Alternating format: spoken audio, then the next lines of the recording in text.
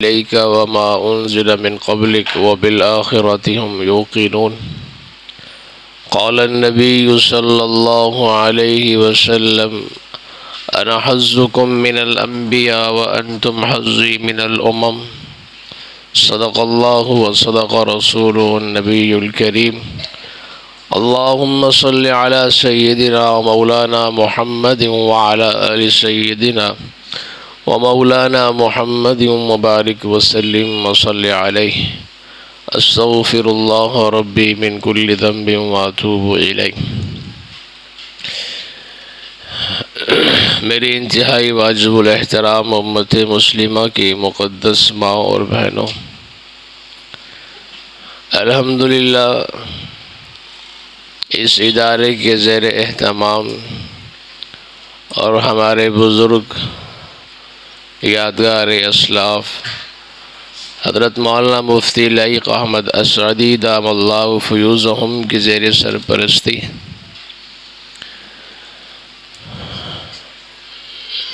شعبان کی اس چھٹیوں میں مستورات کے لیے عربی بول چال کورس کا اہتمام کیا گیا ہے۔ بہت ہی باعث برکت ہے اور اس بات پر بڑی خوشی ہوئی کہ اس کورس کے ساتھ ساتھ مختلف حضرات اکابر علماء کرام کے بیانات اصلاحی، روحانی، معاشرتی، اخلاقی مختلف پہلوؤں پر حضرات علماء کرام کو دعوت دی جاتی ہے۔ تو الحمدللہ یہ دونوں سلسلے بہت ہی احسن انداز میں آگے بڑھ رہے ہیں۔ آج کی اس مختصر سی نشست میں عقیدہ ختم نبوت اور خصوصاً اس عقیدے کے حوالے سے امت مسلمہ کی ماؤں اور بہنوں نے بھی اپنے نبی سے اپنے عشق کا اظہار کیا ہے۔ ہم سب کا یہ ایمان، عقیدہ اور نظریہ ہے کہ حضور سرور کائنات امام الانبیاء محمد الرسول اللہ صلی اللہ علیہ وسلم اللہ رب العزت کے آخری نبی ہیں۔ سیدنا آدم علیہ السلام سے اللہ رب العزت نے نبوت کے سلسلے کی ابتدا فرمائی ہے اور اس مبارک سلسلے کی انتہا رحمت عالم صلی اللہ علیہ وسلم پہ اللہ رب العالمین نے مکمل فرمائی ہے۔ اسی کو رحمت عالم صلی اللہ علیہ وسلم نے فرمایا: اول الانبیاء آدم و آخرهم محمد، کہ سب سے پہلا نبی، سب سے پہلے نبی حضرت آدم علیہ السلام ہیں اور سب سے آخر نبی میں محمد ہوں۔ سب سے پہلا وہ ہوتا ہے جس سے پہلے کوئی نہیں ہوتا، سب سے آخری وہ ہوتا ہے جس کے بعد کوئی نہیں ہوتا۔ اگر آدم علیہ السلام سے پہلے کسی اور کو نبی مان لیا جائے تو آدم علیہ السلام پہلے نبی نہیں رہیں گے، اور رسول اللہ صلی اللہ علیہ وسلم کے بعد کسی اور کی نبوت کو مان لیا جائے تو حضور آخری نہیں رہیں گے۔ حضور آخری اسی وقت رہیں گے جب آپ صلی اللہ علیہ وسلم آخری ہوں، آپ کے بعد کوئی نبی نہ ہو۔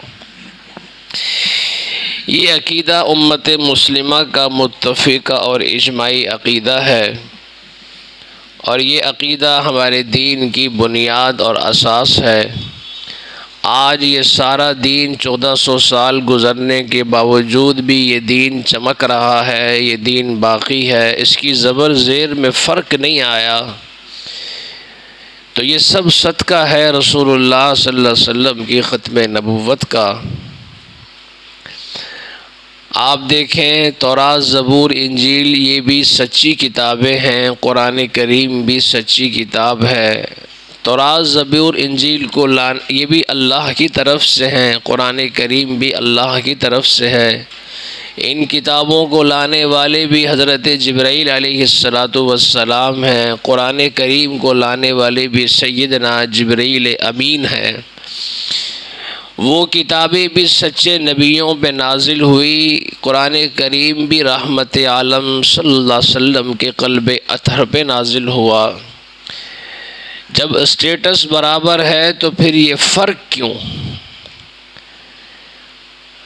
فرق یہ کہ ان کتابوں میں رہا کچھ نہیں آج، اور قرآن کریم میں سے گم کچھ نہیں ہوا۔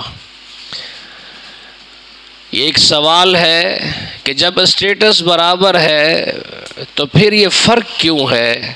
تو میں اس کے جواب میں عرض کرتا ہوں کہ قرآن کریم جیسا نازل ہوا تھا ویسا کا ویسا موجود ہے۔ یہ صدقہ ہے حضور صلی اللہ علیہ وسلم کی ختم نبوت کا۔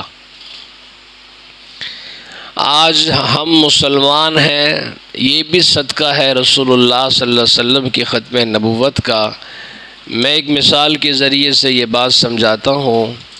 ایک اصول یاد رکھیں کہ نبوت کے بدلنے سے نسبت بدل جاتی ہے۔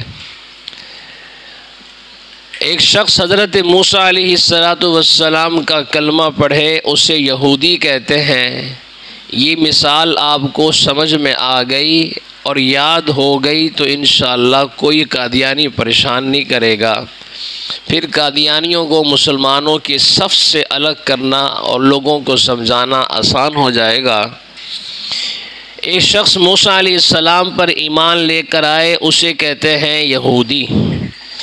موسیٰ علیہ السلام کا انتقال ہو گیا اور ان کے بعد جو نبی ہیں وہ سیدنا عیسیٰ علیہ السلام ہیں، اس لیے کہ موسیٰ علیہ السلام نے فرمایا تھا کہ میرے بعد دو مسیح آئیں گے، ایک مسیح ہدایت ہوگا، ایک مسیح ضلالت ہوگا۔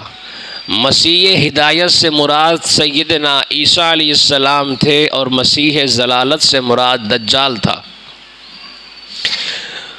حضرت موسیٰ علیہ السلام نے فرمایا کہ میرے بعد دو مسیح آئیں گے، تو حضرت عیسیٰ علیہ السلام تشریف لائے۔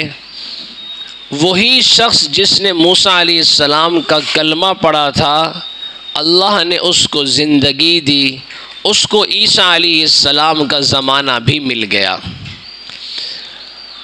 جب اس نے موسیٰ علیہ السلام کا کلمہ پڑھا تو اس کا نام یہودی تھا۔ حضرت موسیٰ علیہ السلام کے جانے کے بعد انہوں نے کلمہ پڑھا عیسیٰ علیہ السلام کا، تو اب وہ عیسائی بن گیا۔ اور اصول میں نے شروع میں بتایا کہ نبوت کے بدلنے سے نسبت بدل جاتی ہے۔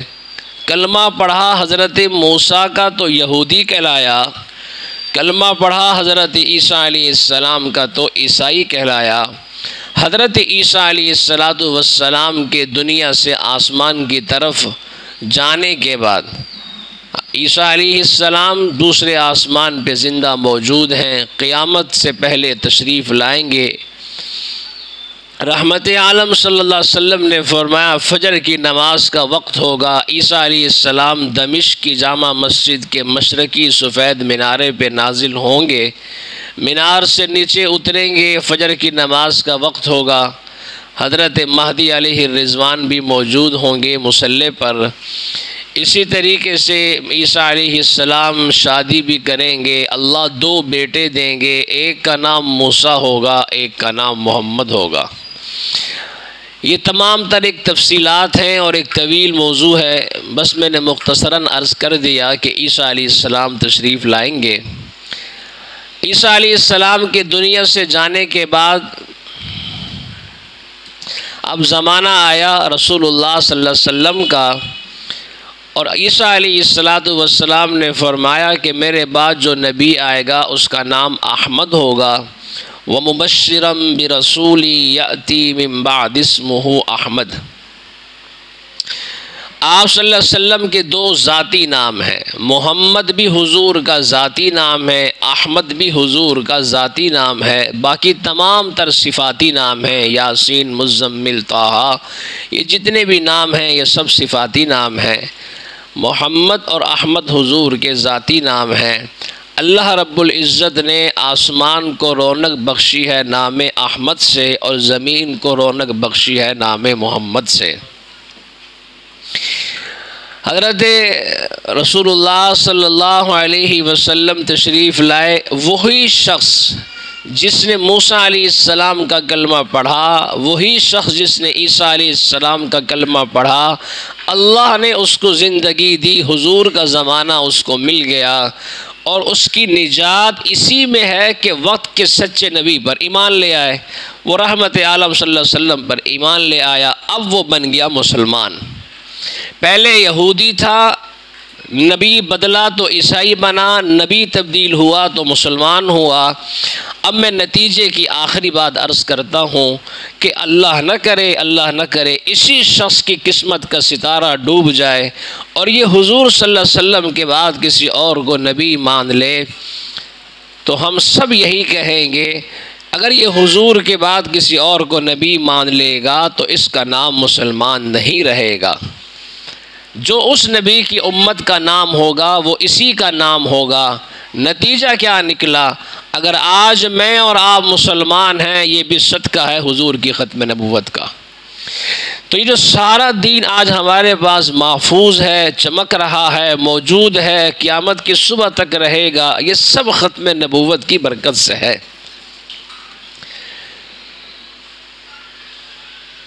یہ عقیدہ ہمارے دین کی بنیاد ہے، اس لیے اس عقیدے سے متعلق قرآن بھی بہت حساس ہے، نبوت کی ذات بھی بڑی حساس ہے، اور صحابہ کرام اس سے زیادہ حساس ہیں۔ قرآن کریم میں نماز سے متعلق اتنی آیات نہیں ہے جتنی حضور کی ختم نبوت سے متعلق ہے۔ رحمت عالم صلی اللہ علیہ وسلم کی 200 سے زائد احادیث مبارکہ ہیں جس میں آپ صلی اللہ علیہ وسلم نے فرمایا میں آخری نبی ہوں، میرے بعد کوئی نبی نہیں۔ رسول اللہ صلی اللہ علیہ وسلم نے فرمایا کہ انہو سیکون فی امتی کذابون الثلاثون وفی روایت دجالون کلہم یزعم انہو نبی انا خاتم النبیین لا نبی بعدی۔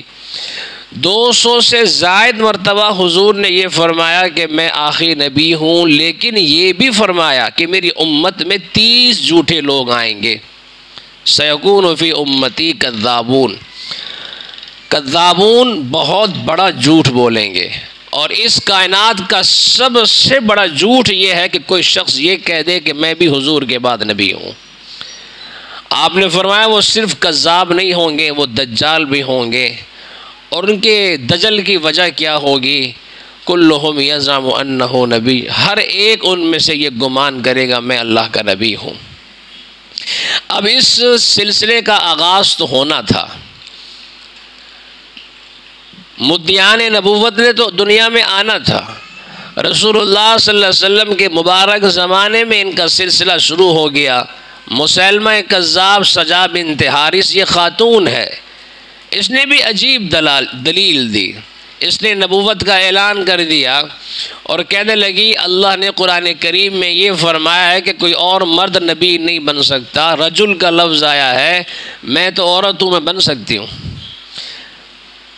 تو اللہ تعالیٰ معاف فرمائے، مسیلمہ کذاب، سجا بنت حارث، اسود عنسی، ان لوگوں نے رسول اللہ صلی اللہ علیہ وسلم، طلحہ اسدی بعد میں مسلمان ہو گئے، ان لوگوں نے نبوت کا دعویٰ کیا اور یہ سلسلہ چلتا رہا۔ امت نے بڑی جرت کے ساتھ، بڑی بہادری کے ساتھ، بڑی ہمت کے ساتھ اس عقیدے کا تحفظ کیا ہے، اور تحفظ اس لیے کیا ہے، اگر اس عقیدے کا تحفظ نہ کیا جائے تو سارا دین کمزور ہو جائے گا، پورے دین کی عمارت میں لچک آ جائے گی۔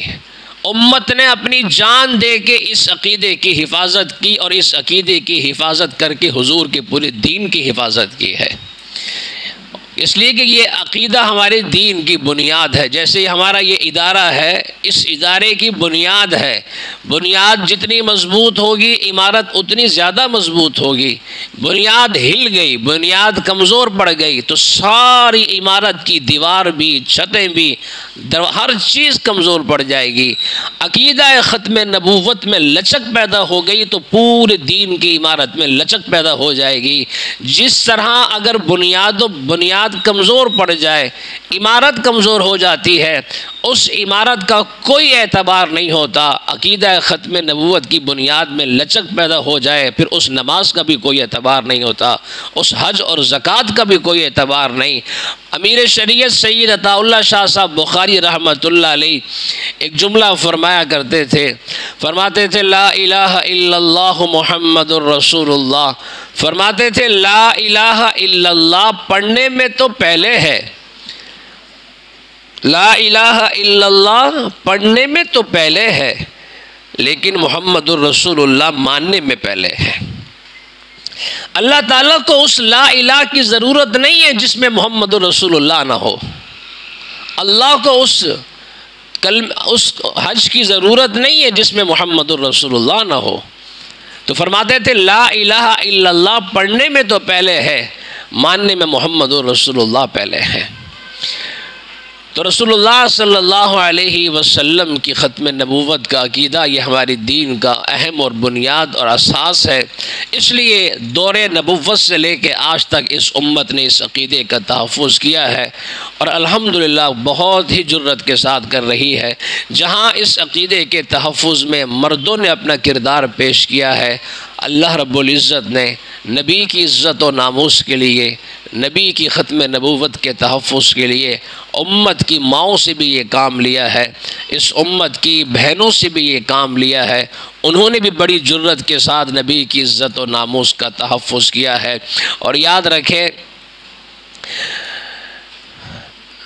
جس طریقے سے مرد وہ دین کے کاموں میں آگے بڑھ رہے ہیں اور بڑھ سکتے ہیں، نبوت کے علاوہ نبوت کا دروازہ بند ہے، رسالت کا دروازہ بند ہے، باقی جتنے ولایت کے درجے ہیں، نیکی، تقوی، طہارت، عبادت کے جتنے بھی درجات ہیں، وہ اللہ رب العالمین نے جیسے مردوں کے لیے رکھے ہیں، اللہ نے عورتوں کے لیے بھی ایسے ہی رکھے ہیں۔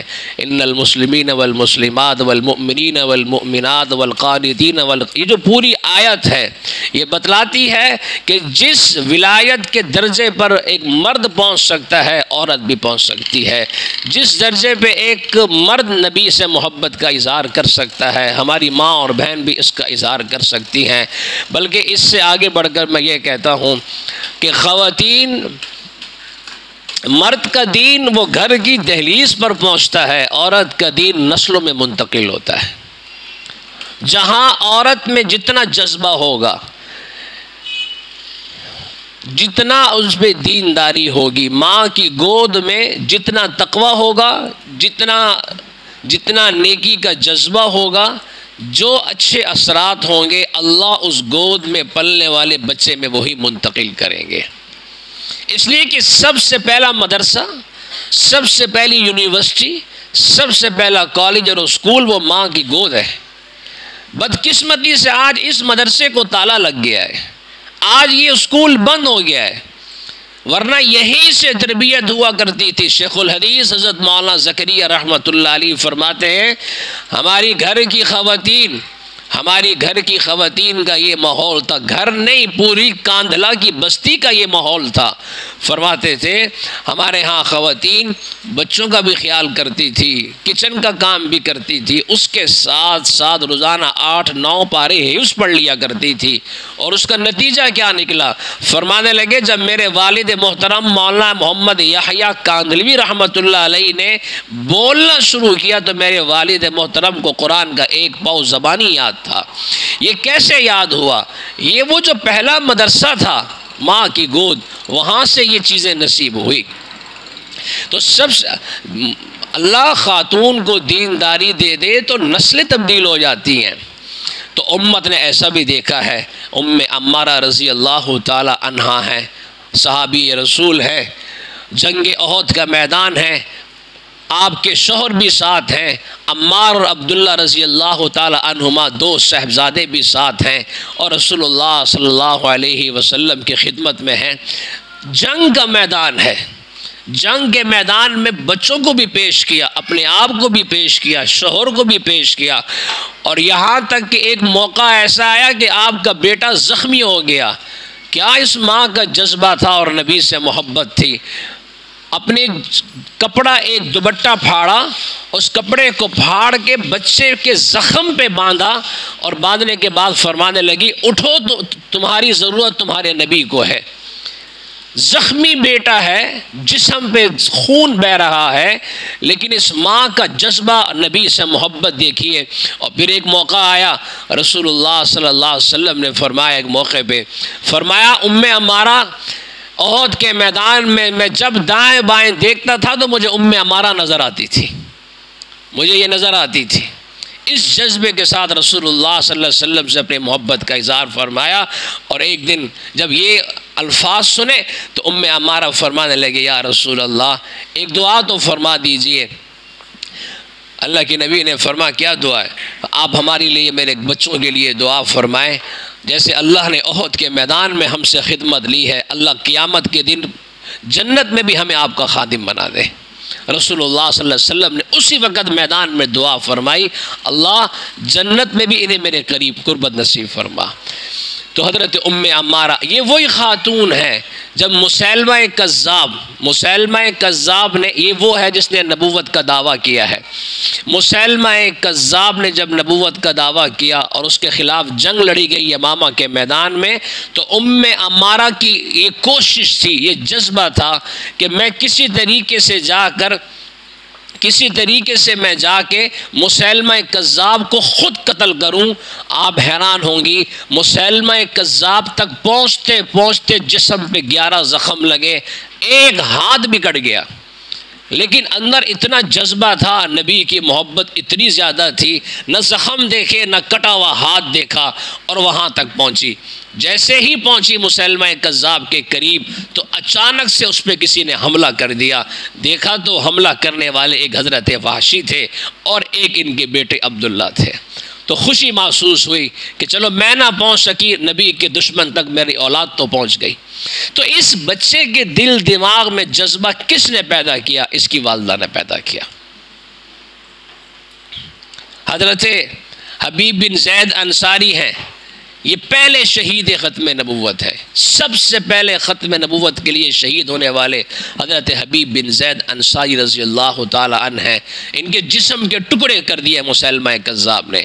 مسیلمہ کذاب نے کہا حضور کو نبی مانتے ہو؟ کہا مانتا ہوں۔ کہا مجھے مانتے ہو؟ کہا نہیں مانتا۔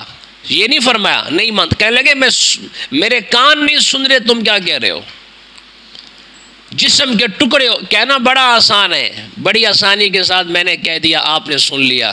جسم پہ سوئی لگ جائے، پاؤں میں کانٹا لگ جائے، کئی دن تک اس کی تکلیف ہوتی ہے۔ حضرت حبیب بن زید انصاری رضی اللہ تعالیٰ عنہ کے جسم کے ٹکڑے ہوتے گئے، جسم کے ٹکڑے کروا لیے۔ نبی کی عزت و ناموس اور ختم نبوت پہ کوئی سودا نہیں کیا۔ صحابہ کرام فرماتے ہیں حضرت حبیب بن زید انصاری کے جسم کے ٹکڑے ہمارے پاس جب پہنچے ہم حیران ہو گئے، ایک کپڑے کے اندر تھے، جیسے ہمارے پاس رومال ہوتا ہے، ایک کپڑے کے اندر جسم کے ٹکڑے ہیں۔ صحابہ فرماتے کہ ہم گھبرا گئے، ہم ڈر گئے کہ ماں کو کیسے دکھائیں گے، یہ ماں زندہ تھی تو ماں کو کیسے دکھائیں گے جسم کے ٹکڑے۔ آج بچے کا معمولی سا سر پھٹ جائے ماں سے برداشت نہیں ہوتا، اب اندازہ کریں وہ جسم کے ٹکڑے۔ صحابہ کرام اس جسم کے ٹکڑوں کو لے کے اس کی ماں کے دروازے پر پہنچے اور کہا یہ آپ کے بچے کی لاش ہے، یہ آپ کے بچے کی، وہ مسیلمہ کذاب نے اسے شہید کر دیا ہے۔ حیرانگی ہوتی ہے، اللہ نے 100 شیروں کا دل اکٹھا کر کے اس کی ماں کے سینے میں رکھ دیا۔ 100 شیر اکٹھے ہو جائیں نا، ان میں اتنی جرت اور بہادری نہیں ہوگی جتنی اللہ نے حبیب بن زید انصاری کی ماں کے دل میں رکھی تھی۔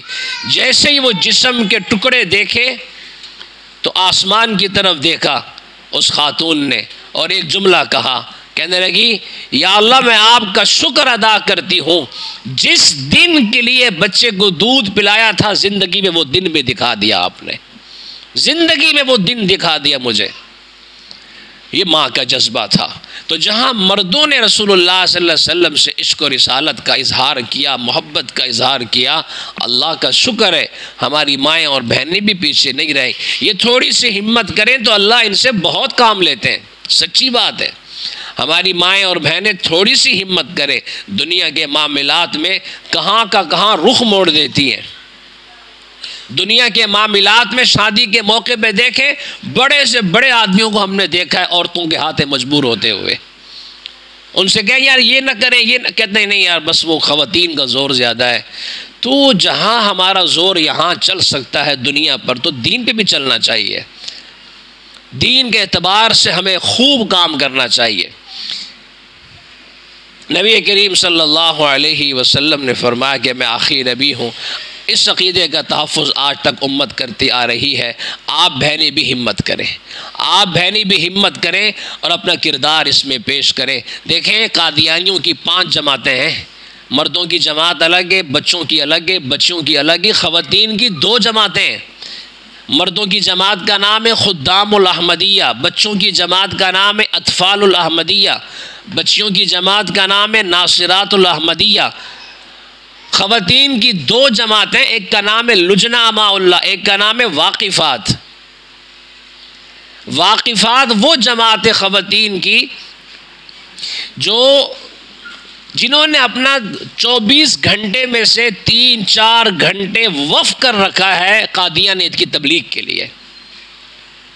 حالانکہ ہم سب کا یہ ایمان اور عقیدہ ہے قادیانی بھی جھوٹے، نبی بھی جھوٹا، کتاب بھی جھوٹی، مذہب بھی جھوٹا، اس کے باوجود بھی ہماری خواتین، قادیانیوں کی خواتین کس طریقے سے کام کر رہی ہیں۔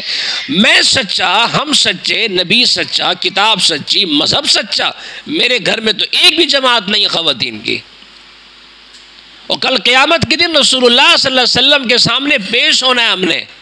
اللہ کے نبی نے اگر ایک سوال کر لیا ہم سے، ایک سوال کہ میری عزت و ناموس کے لیے تم نے کیا کیا تھا، ہمارے پاس کیا جواب ہے اس کا؟ نماز تو اپنے لیے پڑھتے ہیں، حج، روزہ، زکوٰۃ تو اپنے لیے کرتے ہیں، یہ نبی کے لیے نہیں ہے۔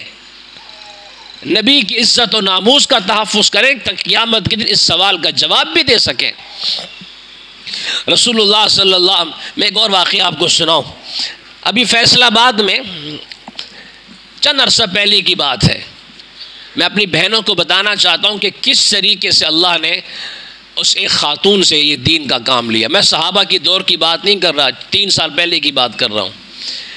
یہاں فیصل آباد میں ایک ڈاکٹر خاتون مسلمان ہو گئی، قادیانی تھی، مسلمان ہو گئی، اس کا پورا خاندان گھر قادیانی تھا۔ اس کا والد تھا 80 سال کا، 80 سال کا بوڑھا اس کا والد ہے۔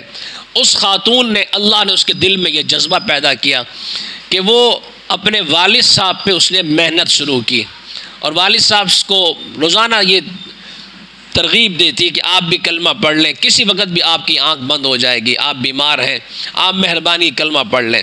وہ خاتون کہتی میں ڈاکٹر بھی تھی تو میں والد صاحب کا علاج بھی کرتی تھی، پاؤں بھی دباتی تھی، خدمت بھی کرتی تھی، اور ساتھ ساتھ میں انہیں تبلیغ بھی کرتی تھی۔ وہ خاتون ایک جملہ اور کہتی ہے، یہ سننے کی بات ہے۔ وہ خاتون کہنے لگی کہ دن میں میں اپنے والد صاحب کی منت کرتی تھی کہ کلمہ پڑھ لو رسول اللہ صلی اللہ علیہ وسلم کا، حضور کے دامن سے وابستہ ہو جاؤ۔ وہ خاتون کہتی ہے کہ دن میں والد صاحب کی منت کرتی تھی، اور رات کو مصلی بچھا کر اللہ کے سامنے دعائیں بھی کرتی تھی۔ رات کو اللہ کے سامنے روتی تھی، دن میں والد صاحب کے سامنے روتی تھی۔ اللہ، ہدایت آپ کے ہاتھ میں ہے، میرے ہاتھ میں نہیں ہے۔ ہدایت تو نبی کے ہاتھ میں بھی نہیں ہے، ہدایت تو آپ کے قبضے میں ہے، آپ کے ہاتھ میں ہے۔ آپ مہربانی فرمائے میرے والد صاحب کو ہدایت دے دیں۔ اللہ نے فضل فرمایا، اس بچی کی محنت سے، اس کی فکر سے، اس کی دعاؤں سے اس والد نے کلمہ پڑھ لیا اور وہ مسلمان ہو گیا۔ اگلی سعادت کی بات دیکھیں، اس شخص نے کلمہ پڑھا، صبح 10 بجے اس نے کلمہ پڑھا۔ ہمارے فیصل آباد کے مبلغ ہیں، عالمی مجلس تحفظ ختم نبوت کے، ہمارے مبلغ نے کلمہ پڑھایا۔ اللہ کی شان دیکھیں، 10 بجے کلمہ پڑھا، شام 7 بجے اس کا انتقال ہو گیا۔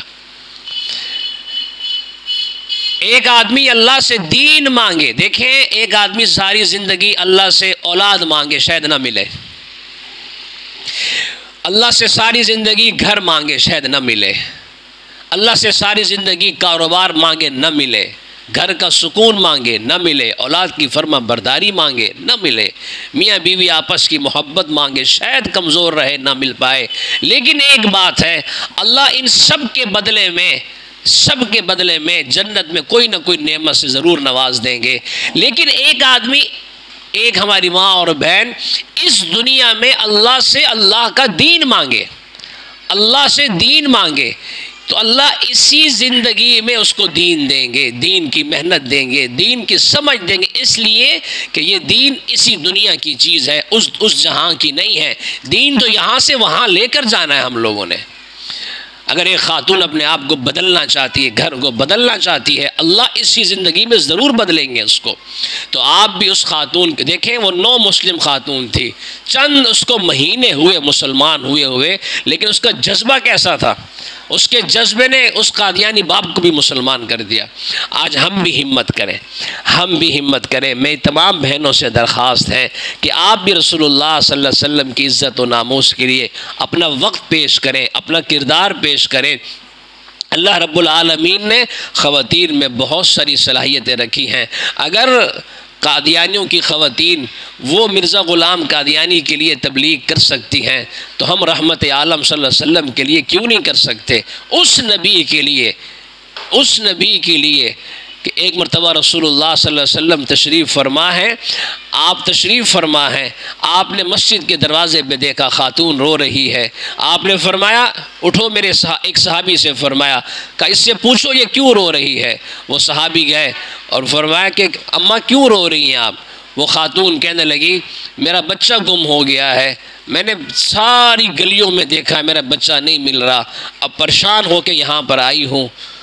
وہ صحابی واپس آئے اور فرمانے لگے یا رسول اللہ، یہ ماں ہے، اس کا بچہ گم ہو گیا ہے اس لیے رو رہی ہے۔ اب سنیں رسول اللہ صلی اللہ علیہ وسلم نے کس محبت کا اظہار فرمایا اپنی امت سے۔ آپ صلی اللہ علیہ وسلم نے فرمایا میرے صحابہ، آج جیسے یہ ماں پریشان ہے، فرمایا کل قیامت کے دن میں محمد اپنی امت سے متعلق اس ماں سے زیادہ پریشان ہوں گا۔ جو نبی میرے آپ کے لیے پریشان ہوں، جو نبی میرے آپ کے لیے فکر مند ہو، آج وہ امت نبی کے لیے فکر مند نہ ہو، نبی کے دین کے لیے فکر مند نہ ہو، نبی کی عزت و ناموس کے لیے فکر مند نہ ہو، تو یہ بڑی کمزوری کی بات ہوگی۔ تو تمام بہنوں سے درخواست ہے آپ بھی رسول اللہ صلی اللہ علیہ وسلم کی عزت و ناموس کے لیے گھومیں پھریں، گھر گھر جا کے حضور کی ختم نبوت کی دعوت دیں۔ اور دعوت کیا ہے؟ ایک ہی دعوت ہے، وہ کیا ہے کہ تمام اپنے متعلقین، اپنے بچوں، سب کو یہ بات بتائیں کہ حضور اللہ کے آخری نبی ہے۔ آپ صلی اللہ علیہ وسلم کے بعد کسی بھی قسم کا کوئی اور نیا نبی نہیں آئے گا۔ قادیانیت کا اسلام اور پیغمبر اسلام صلی اللہ علیہ وسلم سے کسی قسم کا کوئی تعلق نہیں ہے۔ یہ دو پیغام دینا تو آسان ہے۔ آج قادیانی خواتین رشتوں کے بہانے گھروں میں جاتی ہیں، قادیانیوں کے رشتے مسلمانوں سے کروا رہی ہیں۔ ایسے کئی معاملات ہمارے سامنے آئے۔ قادیانی خواتین کپڑے بیچنے کے نام سے گھروں میں چلی جاتی ہیں۔ اسی طریقے سے قادیانی خواتین اتنی تیز ہوتی ہیں یہ قادیانی خواتین، جب آپ کے گھر میں آئیں گی تو آئیں گی کس وقت؟ جب نماز کا وقت ہوگا۔ جب نماز کا وقت ہوگا، اذان ہوگی، کہیں گی مجھے مصلی چاہیے، میں نے نماز پڑھنی ہے۔ تو ہماری خواتین بڑی جلدی متاثر ہو جاتی ہیں، کہتی ہیں یہ تو بہت نیک خاتون ہے۔ میری ماں اور بہنوں، بہت ہی ہوشیاری کی ضرورت ہے، بہت ہی فکر کی ضرورت ہے۔ آج تو اتنے مختلف عجیب و غریب انداز سے ہمارے دین پہ حملے ہو رہے ہیں، قرآن اور حدیث کا نام لے کے ہمیں دھوکہ دیا جا رہا ہے، قرآن اور حدیث کا نام لے کے امت کو گمراہ کیا جا رہا ہے۔ اس پرفتن دور میں ہمیں ضرورت ہے کہ دینی اداروں کے ساتھ، علماء کے ساتھ ہمارے گھر والوں کا تعلق ہو، تاکہ ہمارے گھر میں دین محفوظ ہو۔ مجھے یہاں پہ ایک واقعہ یاد آ گیا، وقت ہے؟ بس 2 منٹ دے دیں مجھے، وہ بھی انہی سے متعلق ہے۔ مظفر گڑھ یہاں پنجاب میں ایک علاقہ، مشہور علاقہ ہے، وہاں ایک خاتون کی شادی ہوئی۔ شادی ہونے کے بعد وہ خاتون شجاع آباد گئی۔ یہ آپ کے لیے بہت بڑا سبق آموز واقعہ ہے، یہ پاکستان بننے کی بات ہے۔ شادی ہو گئی، وہ خاتون چلی گئی۔ جب وہاں پہنچی تو جیسے ہی کمرے میں داخل ہوئی تو سامنے دیکھا کہ کچھ تصویریں لگی ہوئی ہیں۔ ان گھر والوں سے پوچھا یہ کس کی تصویریں؟ وہ کہنے لگے کہ یہ ہمارے بزرگوں کی ہے۔ وہ خاتون کہنے لگی میں بھی کئی بزرگوں کو جانتی ہوں، میں بھی کئی بزرگوں کو جانتی ہوں، اس لیے کہ اس کے گھر میں دین تھا۔ وہ جو خاتون تھی وہ صرف جہیز کا سامان لے کر نہیں گئی تھی، وہ اللہ کا دین بھی ساتھ لے کر گئی تھی۔ کہنے لگی میں بزرگوں کو جانتی ہوں۔ یہ کون سے بزرگ ہیں؟ تو اس نے کہا یہ مرزا غلام قادیانی ہے، یہ مرزا طاہر ہے، یہ مرزا بشیر الدین ہے، یہ فلاں ہے۔ وہ خاتون سمجھ گئی کہ میرا غلط جگہ پر رشتہ ہو گیا ہے، اس لیے ہماری خواتین خاص طور پہ خیال کیا کریں، رشتے عام طور پہ آپ ہی کرتی ہیں، ہم تو سارے پیچھے ہی ہوتے ہیں، ہم تو صرف آمین کہتے رہتے ہیں اس کے اوپر۔ تو یہ جو رشتے ہوتے ہیں، رشتوں میں خاص طور پہ یہ جو مرد حضرات ہیں ان سے کہا کریں کہ جہاں رشتہ کریں تو وہاں محلے کے امام صاحب سے ضرور پوچھیں کہ آپ کے محلے میں فلاں گلی میں چودھری عبدالرزاق صاحب رہتے ہیں، فلاں صاحب رہتے ہیں، ان سے ہماری بچی کا رشتہ ہو رہا ہے، بیٹے کا رشتہ ہو رہا ہے، آپ کی کیا رائے ہے ان کی دینداری کے بارے میں، آپ کتنا جانتے ہیں؟ تو اس کا خاص طور پہ خیال رکھیں۔ بہرحال اس خاتون سمجھ گئی غلط گھر میں آ گئی میں، واپس اٹھی، یہ کتنی جرت کی بات ہے، واپس اٹھی، اس گھر میں نہیں بیٹھی، باہر نکلی اور تمام لوگوں سے کہا کہ سامان واپس رکھو، جو اتر گیا اس کو واپس رکھو، ہم غلط گھر میں آ گئے۔ اور کسی نے یہاں کوئی چیز کھانی بھی نہیں ہے، پانی بھی نہیں پینا۔ دیکھیں ایک بہن کی جرت کی وجہ سے پوری بارات کو بدل دیا اس نے، پوری بارات پہ وہ اس کا اثر ہوا۔ کہا یہ قادیانیوں کا گھر ہے، ہم نے یہاں کھانا پینا بھی کچھ نہیں ہے، اور یہاں سے فوراً نکلے، دوبارہ سامان اٹھایا رکھا اور یہ چل پڑے۔ رات کے کسی پہر یہ خاتون گھر پہنچی، اس زمانے میں سڑکیں بھی کمزور تھی، رات کو کسی وقت گھر پہنچی، دروازہ کھٹکھٹایا تو اندر سے والد اندر تھے۔ والد صاحب نے کہا کون؟ تو کہنے لگی آپ کی بیٹی۔ اب یہ جملہ وہی سمجھ سکتا ہے جس کو اللہ نے اولاد دے رکھی ہے، جس کو اللہ نے اولاد دے رکھی ہے۔ اور بیٹیوں کا معاملہ تو ویسے ہی بہت نازک ہوتا ہے۔ بیٹیاں اگر بے ترتیب گھر آ جائیں، مثلا ہفتے کو گھر آتی ہیں، والد صاحب کے والدہ کے پاس ملنے کے لیے آتی ہیں، اور وہ غلطی سے بدھ کو آ جائے تو پریشانی ہوتی، پتہ نہیں کیوں آ گئی۔ تو والد صاحب نے دروازہ کھولا اور والد صاحب حیران ہو گئے۔ دیکھیں اس بچی نے اپنی خوشی کو نہیں دیکھا، اپنی شادی کو نہیں دیکھا، حضور صلی اللہ علیہ وسلم کی محبت کو دیکھا، حضور کی عزت کو دیکھا۔ وہ خاتون جب دروازہ کھولا، اس خاتون نے ایک جملہ کہا، اتنا قیمتی جملہ کہا، اتنا قیمتی جملہ کہا کہ والد صاحب کے دل کو پہاڑ سے زیادہ مضبوط کر دیا اس خاتون نے۔ یہ اس کی دین کی برکت تھی۔ وہ خاتون کہنے لگی ابا جان پریشان ہونے کی ضرورت نہیں ہے، ابا جان پریشان ہونے کی ضرورت نہیں ہے، الحمدللہ آپ کی بیٹی عزت بھی بچا کر آئی ہے، ایمان بھی بچا کر آئی ہے۔ عزت بھی اللہ نے میری محفوظ رکھی ہے، اللہ نے میرا ایمان بھی محفوظ رکھا ہے۔ جہاں آپ نے مجھے بھیجا تھا وہ گھر صحیح نہیں تھا۔ امیر شریعت سید عطا اللہ شاہ بخاری رحمۃ اللہ علیہ زندہ تھے، حیات تھے۔ انہیں پتہ چلا کہ مظفر گڑھ میں یہ واقعہ پیش آیا ہے، ایک خاتون نے نبی کی محبت میں گھر چھوڑ دیا، نبی کی محبت میں شوہر کو چھوڑ دیا، نبی کی محبت میں اتنا بڑا اس نے کردار ادا کیا۔ امیر شریعت سید عطا اللہ شاہ بخاری رحمۃ اللہ علیہ، اللہ ان کی قبر پہ کروڑوں رحمتیں نازل فرمائے۔ عطا اللہ شاہ بخاری رحمۃ اللہ علیہ ملتان سے چلے اور اس بیٹی سے ملنے کے لیے آئے، اور پردے میں اس بیٹی سے ملاقات کی۔ شاہ جی نے بھی کمال کر دیا، کمال کر دیا شاہ جی نے بھی۔ شاہ جی نے بھی ایک جملہ کہا بیٹی سے، پردے میں بیٹی سے کہا بیٹی آپ کے اس عمل سے، آپ کے اس عمل سے صرف عطا اللہ شاہ بخاری خوش نہیں ہوا، آپ کے اس عمل سے روضہ رسول میں محمد رسول اللہ بھی خوش ہو گئے ہوں گے، آپ کے اس عمل سے اللہ کے نبی بھی خوش ہوئے ہوں۔ سچی بات ہے۔ مولانا یوسف لدھیانوی شہید رحمۃ اللہ علیہ فرمایا کرتے تھے کوئی شخص یہ چاہتا ہے میرا تعلق میرے نبی کے ساتھ ایسا ہو جیسے صحابہ کا حضور کے ساتھ تھا، تو فرمایا وہ ختم نبوت کا کام کرے، وہ ختم نبوت کا کام کرے۔ یہ ذات پیغمبر کا تحفظ ہے، اللہ اسے بھی وہی نسبت نصیب فرمائیں گے۔ آپ بہنیں بھی ہمت کریں، خوب ہمت کریں۔ ہمارے مفتی لئی قامہ صاحب جو ہمارے بزرگ ہیں، وہ ختم نبوت کے بھی ہمارے بڑے ہیں، یہاں کے سرپرست ہیں، ان سے مشاورت میں رہیں کہ ہم کیسے کام کریں۔ کام کے بہت سارے طریقے انشاءاللہ وہ بھی آپ کے سامنے عرض کر دیں گے۔ اللہ تعالیٰ توفیق عمل نصیب فرمائے۔ میں نے ایک حدیث پڑھی، اس کا ترجمہ کر دیتا ہوں۔ رحمت عالم صلی اللہ علیہ وسلم نے فرمایا، انا حظکم من الانبیاء وانتم حظی من الامم۔ لوگوں، امتوں میں سے تم میرے حصے میں آئے ہو۔ اللہ کے نبی نے بڑی محبت کا اظہار فرمایا، لوگوں، امتوں میں سے تم میرے حصے میں آئے ہو، نبیوں میں سے میں محمد تمہارے حصے میں آیا ہوں۔ جس کو حضور جیسا نبی مل جائے اسے کسی اور نبی کی ضرورت نہیں ہے۔ اللہ تعالی ہماری مشکل کشائی کے لیے کافی ہے۔ محمد الرسول اللہ ہماری شفاعت کے لیے کافی ہے۔ وآخر دعوانا ان الحمدللہ رب العالمین۔ الحمدللہ رب العالمین والصلاة والسلام علی خاتم الانبیاء المرسلین وعلی آلہ واصحابہ اجمعین۔ اللہم احسن عاقبتنا فی الامور کلہا واجرنا من خزی الدنیا وعذاب الآخرہ، توفنا مسلمین والحقنا بالصالحین۔ اللہم انا نسألک العفو والعافیت فی الدنیا والآخرہ۔ اے اللہ، ہمارا کہنا سننا اپنی بارگاہ میں قبول فرما، کہنے اور سننے سے زیادہ عمل کی توفیق نصیب فرما۔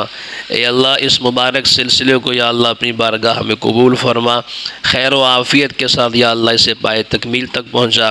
اللہ، یہاں اس کورس میں حصہ لینے والی تمام بہنیں، مائیں اور ہمارے یہ بھائی جو بیٹھے ہیں، اللہ سب کو خوب نفع حاصل کرنے کی توفیق نصیب فرما۔ الہ العالمین، اپنے فضل و کرم سے ہم سب کی غلطیوں کو معاف فرما، ہمارے والدین کے گناہوں کو معاف فرما، ہمارے یا اللہ بچوں اور خواتین کے گناہوں کو معاف فرما۔ رحمت عالم صلی اللہ علیہ وسلم نے آپ سے جتنی خیریں مانگی، اللہ وہ سب خیریں ہمیں بھی، ہمارے بڑوں اور چھوٹوں کو بھی نصیب فرما۔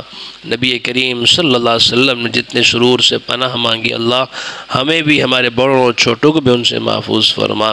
یا الہ العالمین، ہماری دعاؤں کو محض اپنے فضل و کرم سے قبول فرما۔ صلی اللہ تعالی علی خیر خلق محمد وعلی آلہ وصحبہ اجمعین، آمین۔